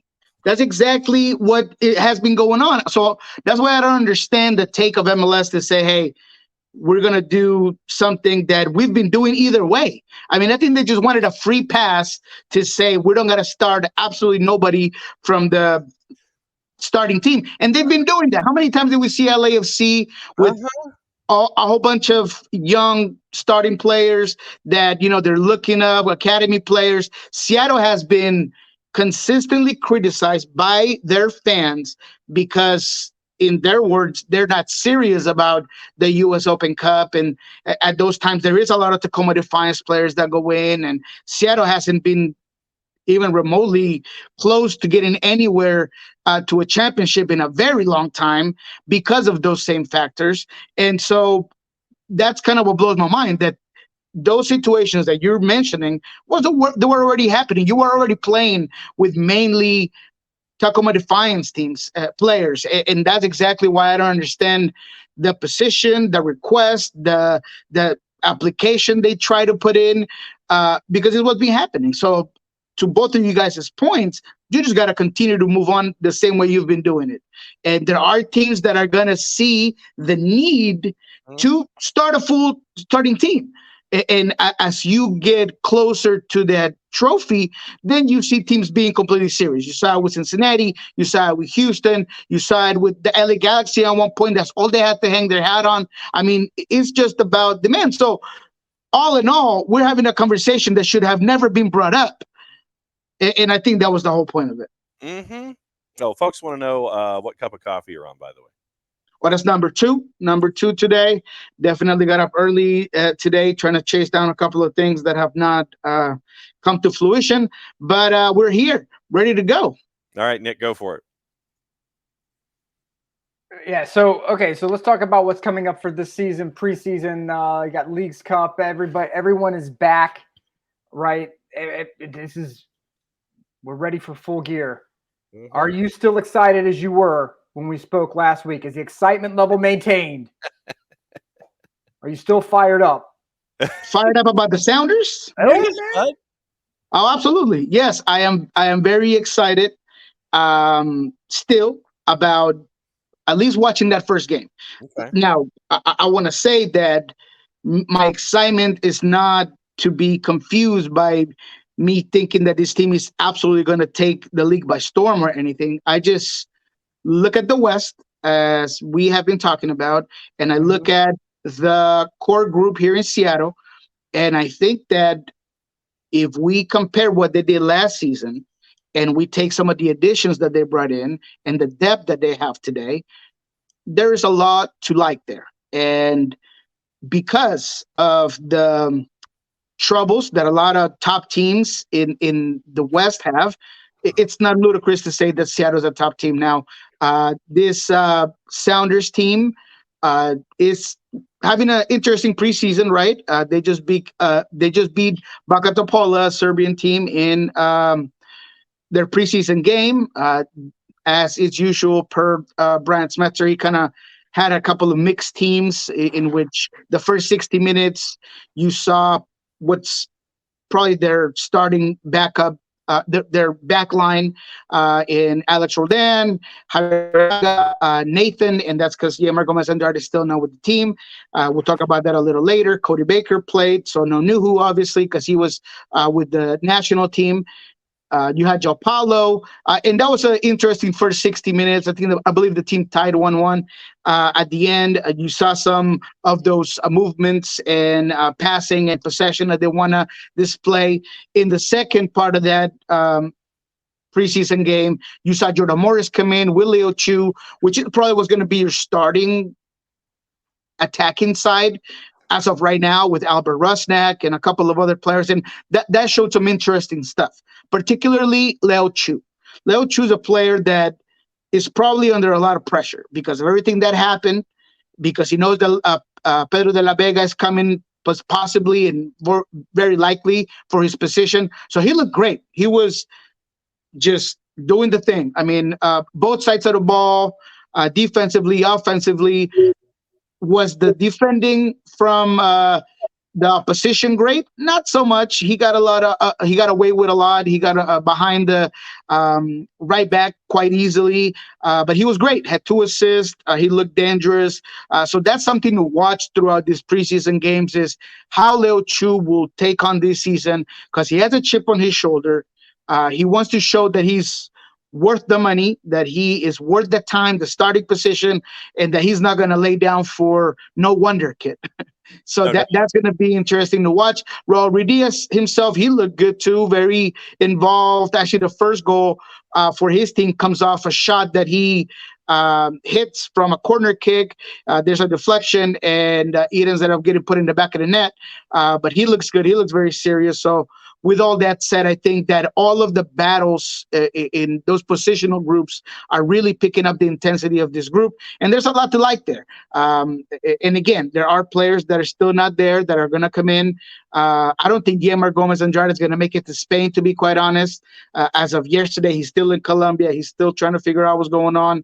So that's a little bit concerning because regardless of a player trying to stay fit, game rhythm is differently, and not having your most dominant center back for that first game against LAFC on the 24th of February, I believe, it might be tough. So I'm not saying that's what's going to happen, but he's definitely fallen behind when it comes to getting preseason ready.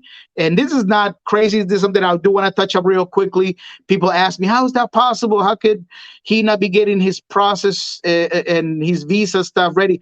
Look, it's in South America and possibly around the world. But from my own experience in South America, migratory paperwork and processes can be frustrating and slow.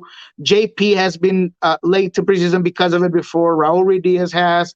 I believe Chicho Arango right now is also trying to get something done in Colombia that's taking a long time. So it's just part of the process. So to your point, Nick, I am still very confident. I still have the Sounders as a contender in the West to win the West. And I think I have no doubt, and I could, at this moment in time, I put some juice boxes on the fact that there'll be a top 3 team in the West. So hold on one second then. Okay, so if you believe you're not quite ready to plant the flag and say Sounders take the West, is that because there's concern? Where's the concern lie?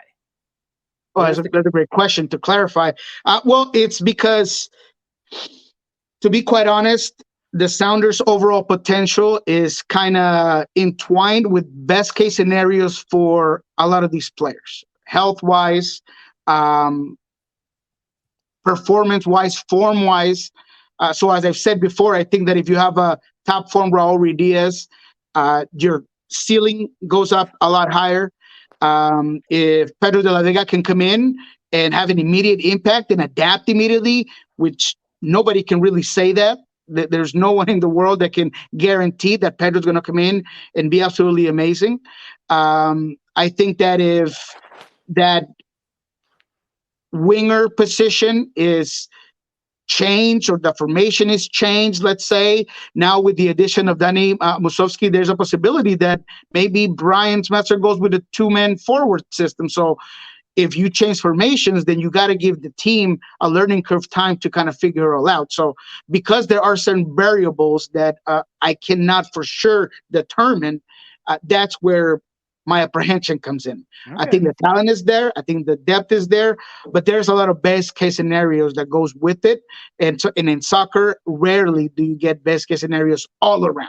But here's the thing, man. I don't looking at the West, there may be better top line starters on other teams. I don't see anyone who has the depth that you guys have. No, yeah, and that's the other variable. Yeah, that's the other variable, because I mean, last season I had a foot in my mouth when I talked about San Luis, right? Because you saw the team, you didn't think they were going to be great, and systematically they were fantastic. They knew what they were doing. The guys fit in perfectly, and boom, they're dominating the West. Boom, they take the West until the playoffs when they got exposed. And then they got exposed, right? So, but that's where it all comes in, is in the regular season. Things can change. It's a long, long season. I think Houston, yes, they haven't done any amazing signings, but, you know, you still think that with what they did last season, they deserve a little bit of respect. So those are the teams that I'm kind of looking at there, but I'm with you. there isn't really a clear favorite. And that's why I'm saying that I have no problem saying they're going to be a top 3 team. I have no problem saying that they're a contender to take the West. Yeah. But because of all those variables, I can't just guarantee it. No, I understand. Here's the thing. Of course, I was wrong on Seattle last year as well. I thought they were going to get wrecked as of that, like the MLS All-Star break. And there's still the LAFC component, man. Like I have no doubt in my mind that there's going to be way more signings than what we've seen out of LAFC. They've only got 17 players, man. Exactly. And again, it's LAFC, and they cook at their own pace, and all of a sudden they put out this 4-course meal by Chef Ramsay that you had no idea was being cooked in the back. So that's exactly why I'm like, man, you got to wait for that. They did pick up Omar Campos right back for Santos Laguna. He's a solid, experienced player. He's going to be your replacement for Chiqui Palacios. They just picked up a prospect from Colombia, Tomas Angel, son of Juan Pablo Angel, legend. Love that guy. Absolutely one of my childhood heroes as growing up, and he's a prospect. He's a very good player. So obviously not the deep piece signings you used to sign here from LAFC, because they haven't done those quite yet. They have the space to do that, but those are components that LAFC tends to do, little movements here and there, and then all of a sudden they give you their big bouquet, and you're like, okay, so this team is ready to go. So that's exactly what I mean, that there's still a lot of soccer and movements to be done, and that's why I don't want to go ahead and just cash in my lottery ticket quite yet. No, we can't do a Lotto 649 on that one, right? Question from Dell. Dell watches and listens from Charleston. Will the Sounders miss Niko Ladero? I think they will. I mean, I've said it, and I'll continue to say it. In a perfect world, Ladero would have stayed here. You see what he's done in Orlando in such a short time, in terms of just that locker room and that vibe and that security that he gives you in that preseason game against Flamengo, just how quickly he connected in that attacking side. It's still early. Yes, I understand it, but you could see what he can still do movement wise, passing wise, right? That goal by Angulo comes off a 1-2 touch between Ladero and Angulo. So yeah, I think that a guy like Ladero will always be missed because of his leadership, because of everything.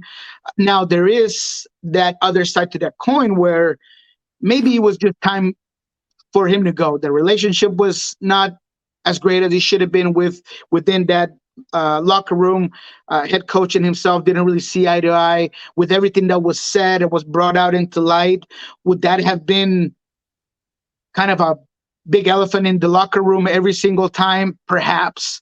But I think on the field, with what he had done, what he can still produce, yes, I think that they'll miss him. Yeah. Nick, go for it. Yeah. So tell me about what else is happening in your world, man. Talk about what's because look, we can sit here and we can talk about MLS preseason, but we all know it's preseason, right? Yeah. So it's just get out healthy, stay healthy, get people experience. That's like the most important things out of preseason, right? But what else is happening in your world that we should, or what's maybe one thing that you can think of where? Because as we all know it happens. Sometimes the West Coast and the East Coast can seem like two completely alternate worlds. We don't see everything that happens there on the West Coast. What is one thing on the West Coast? Doesn't have to be just MLS, but what's one thing on the West Coast that people on the East Coast should be aware of right now? Actually, it's a tough question because the West is a lot more quiet and has less storylines at this particular time than the East, because you know that along with the whole MLS world, the thing that's making everybody talk is Inter Miami and all of what's going on with that team and how exposed they're getting and everything that goes with that squad, right? It seems like any time that they get into a friendly, MLS in general is being judged, is being talked about, and this is supposed to be the superstar team. But if I had to choose one specific subject in the West, I guess it would be the Sounders and maybe Portland. Portland with the new head coach and the movements that have been done there, where they're going to be this season.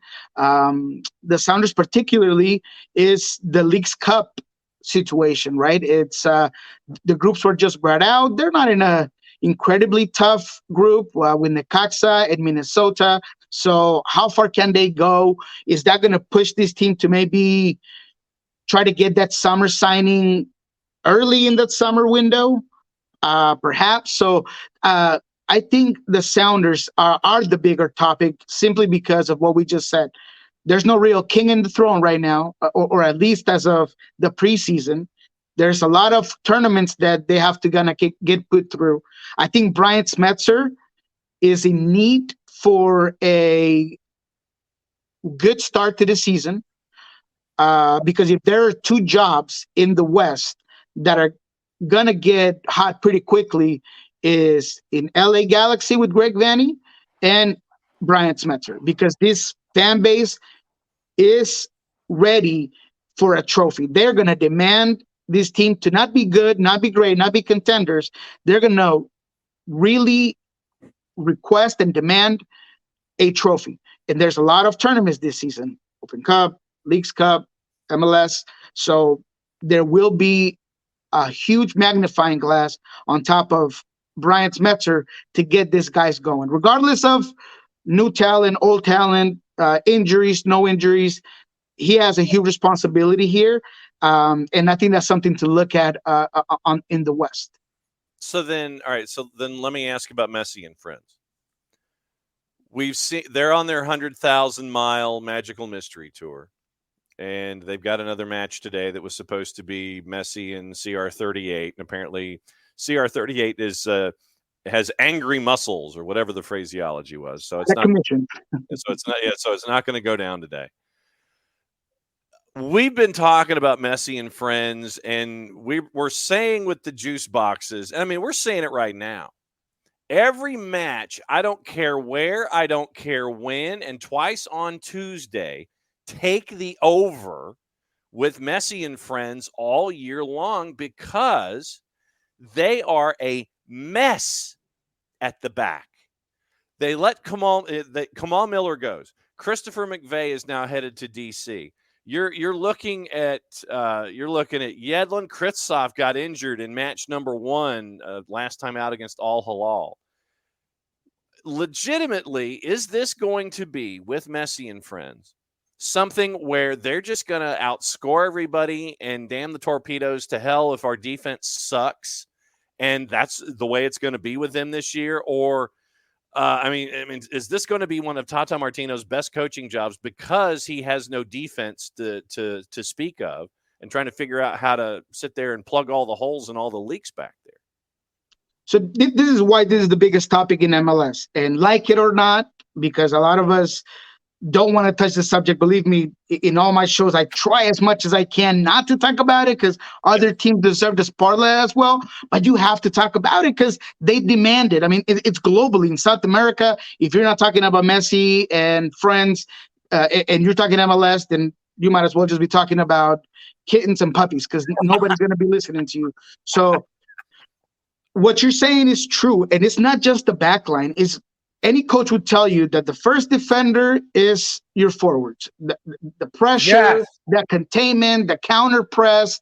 And when you have Messi and Suarez, you can only ask so much of them. So that's for one. Same goes for Busquets, right? Regardless of how great he is and the brain and the IQ and everything he can do, he's still very limited physically, and you could see it, right? So this team struggles in transition. Malcolm gave this team problems. I'm talking about 99 problems. I mean, they could not handle this guy. And the pitch ain't one. Yeah, I see where you're going. That's right. Exactly. 100%, right? The pitch 1-on-1. It was transitional defense, Jelling getting too high. Gresso couldn't keep up. Busquets was trying to minimize getting exposed. So it was difficult throughout the game. And this is not a position-based team or not so far. They were having issues with the ball.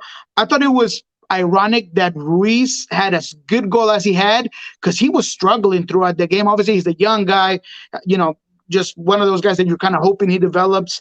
But when you were talking about Kremoski being out for a while, you're talking about Farias being done for the season, you start looking at the depth of the team and saying, look, we got a bunch of tournaments and you got MLS play. So is this team really going to be able to do what everybody's expecting them to do? Because I keep hearing, is this the dream team? Is this the dream team? Somebody asked me if this was like when LeBron, Bosch, and Dwayne Wade got together. And it blows my mind because you can't compare a basketball team where 3 out of the 5 in that court are those guys. In a soccer field, there's just too many components. It's different. Not to mention the fact that these guys are far from their prime. So I feel like those misleading headlines and information does kind of affect MLS in general, because all the globe sees is, wow, Inter Miami just lost 4-3. I don't care if it's preseason, they just started. It's all hello, whatever. Where is this team going? So there's a lot of exposure in general for the league, for this team. But going back to your question, I think they're going to struggle. I think, yes, you're right. Take the over in every single game. But obviously, having Tata Martino, you would think that at some point he's either going to make personnel changes, concept changes, or the soccer module in general maybe progresses and grows into a better defensive team. But right now, it doesn't look great. But it's preseason, right? So we don't want to put too much into it. But this goes to last season too. So there is a lot of data that will indicate that this team is not going to be great defensively. Or Tata Martino may just take his entire bottle of Malbec and go sit in a corner office somewhere and just say, y'all sort it out. I'm done. I'm going to watch. All right. What's going on with Pulso Sports, Soccer Bar, and everything else going on with you that we need to know about? That's right. Soccer Bar will get going here in 58 minutes. Going to be a good one. We're going to be able to break down a couple of the things that we kind of just discussed. We will talk about Messi and friends today. We're going to talk about Copa America. We're going to talk about Dallas, Jesus Ferreira. We have some audio from Jesus. So it's going to be a good one. Check it out, all in Spanish. Pulso Sports, everything about the Sounders. We're going to have a breakdown of some of these preseason games. We're going to have a breakdown of the roster. And obviously, this being it, the Sounders are not doing anything else except perhaps adding Freddie Montero if negotiations go their way. So we're going to break down this roster, where they're at, specific players to watch. So check that out in Pulso Sports this weekend. As always, my friend, great to have you on your Thursdays, and have a hell of a show coming up in 57 minutes. And we will catch up with you again next week as we rattle through preseason, because we're only a couple of weeks away from getting everything squared away in Major League Soccer for 24. Niko, my friend, as always, great to catch up with you. Thank you, Nick, John, SDH family. We'll see you next Thursday. You got it, brother. All right, so there goes Niko. Let's see. One story with you, Nick, that I wanted to get into before we get into what to watch. And remember, noon to 7 on Peacock, they are simulcasting the Sky Sports Deadline Day stuff. When Big Ben chimes, then you know that the window is over. And so if you got Peacock or if any way to watch it, VPN, there's a way to watch Deadline Day coverage on Sky. And it's been very, very quiet. About 10% of the revenue that was spent the last window has been spent so far in this window. I mean, literally, you're talking like $60 million versus $642 million when it comes to outbounds and transfers. You're seeing a lot of loans this time. Story came up, and once again, 4-letter paper. So take the information at your own peril, as we say. Then 4-letter paper came out with this story yesterday. Insert individual here is keen on making what would be a sensational, if somewhat unlikely, return to Manchester United. Who do you think that individual is, Nick? Man, I got no idea. This is Touchline. This is not player. Touchline? This would be Touchline, yes. If everything goes sideways with Ten Hag, this particular individual is keen on making what would be a sensational, if somewhat unlikely, return to Manchester United, according to the 4-letter paper. Is he a Scotsman? No. Is it the baby-faced assassin? I don't know if he's still got a baby face, considering he's got a lot of salt and pepper in the hair. Jose Mourinho. No, I don't care what Jose's keen Jose to do. Mourinho. Sources close to the I don't care. Sacked by Roma earlier this month. No. You might look. I was keen on dating Jessica Alba when I was in my 20s. Means nothing. I was keen on being an astronaut when I was 10. I was keen on captaining a nuclear submarine. Doesn't matter. Mm-hmm. It doesn't matter. It only matters to me. That's it. It doesn't matter to anyone else. It doesn't matter to any paper. Jose is washed. And he's washed because what he was a pioneer in, everyone's doing now. The periodization, the antics. The antics in his mind, allowed the media crush to focus on him and not his players, right? That's fine and great when everything else is working. Nothing else is working. And it's just one ping only, Vasily. But one ping only, please. But Jose's washed. Is done. Go sit on a beach. Go sit in a chair with a microphone. Take over for Roberto Mancini in Saudi Arabia. But not even that. He doesn't even. Roberto Mancini is far better as a manager than Jose Mourinho is right now. Is and was are two different things. Mm-hmm. Is and was are two different things. You are only as funky as your last cut. Mm-hmm. And I'm sorry. It's done. It's over. Go home. You lose. You get nothing. And it's the same thing with Ten Hag, right? They say, "Oh, it's Ten Hag this, Ten Hag that." Look, no. It's you have guys who are being hired because they believe they can institute a culture, right? They believe they can because somebody, either the media, the fans, the board of directors, they're going to have a culture here. Erik ten Hag's going to bring Ajax culture with him. No, he's not. He's not. He could bring the style of play. He can't bring the culture, the buy-in. Why? Because those kids at Ajax were trained since they were like 4 to play that way. That's not how it's done at Manchester United. You can't pick up and transfer that culture. You can't. And Jose Mourinho excelled at a place like Real Madrid, where you had stars who could overcome the deficiencies of tactics, right? Or could institute the tactics at such a level that the gaps sort of were erased. Ramos was an eraser. If players managed to get through a lot of issues, you had players like Ramos, who was an eraser, and Pepe, who was a red card waiting to happen, who just didn't get called that often, right? Nobody else has anything. What? Mm-hmm. Jose Mourinho, go home. Go home. People need to start being realistic about their expectations. They do. Go home. I'm so over this mess. It infuriates me.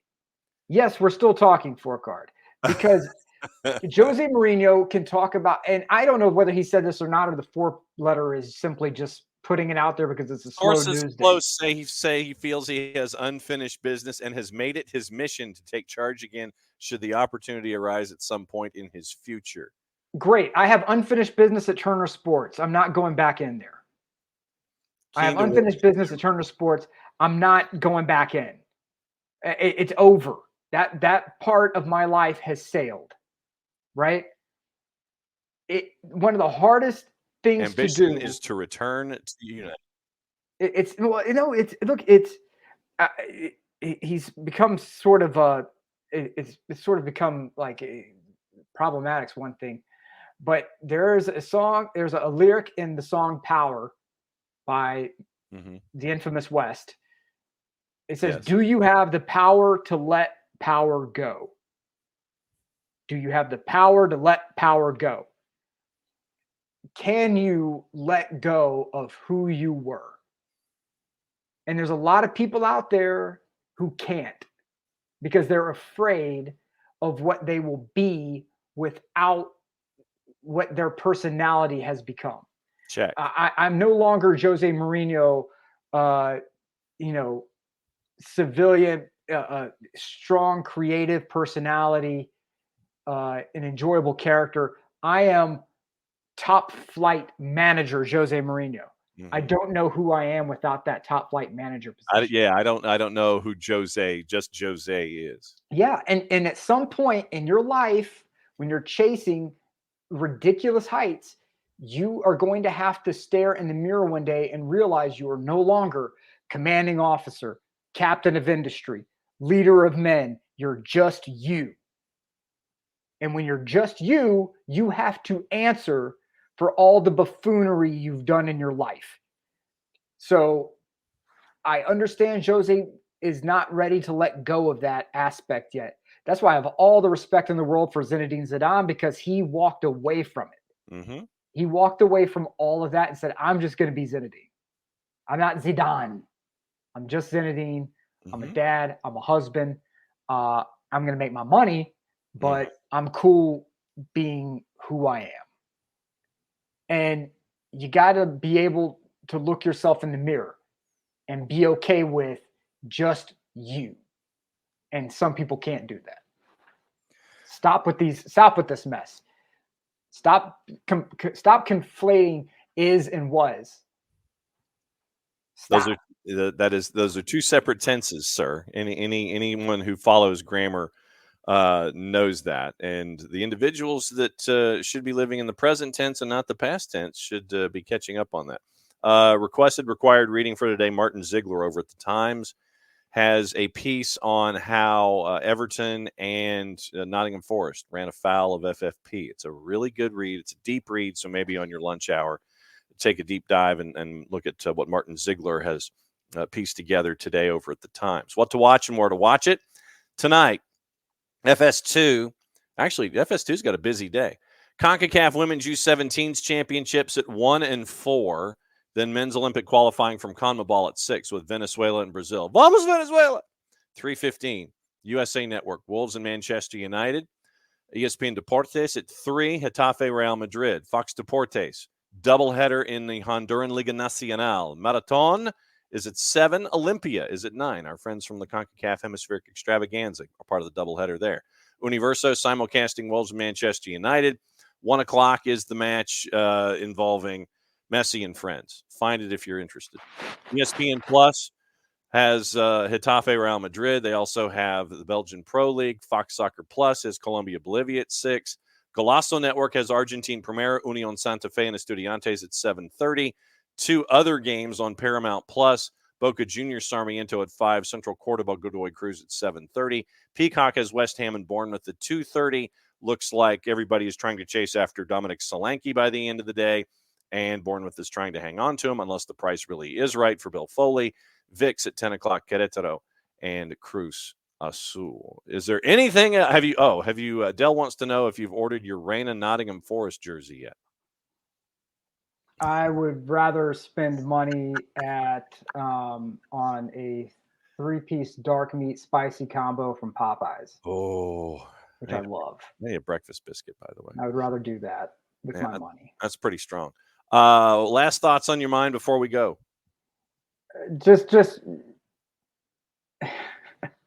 so many things. I'm not going to dive into all of it, but I will say, just take a breath and just keep in mind that at some point it's just you in the mirror. This isn't some kind of thing. Don't put yourself into existential crisis because your favorite club is not doing what you want to do. It's just not. It's just not worth it. There's so many wonderful things in life to do. So anyway, until next time, everybody, it's the show that actually tells you that taking a break from watching sports on the vision and touching that grass is okay. It's okay to do that. Put a little bit of distance and space between those things that drive the passions. It's all right. Take the break. Till next time, everybody, mucha, mucha, euro, yo. What he said. Back at it again, 9:05 tomorrow morning.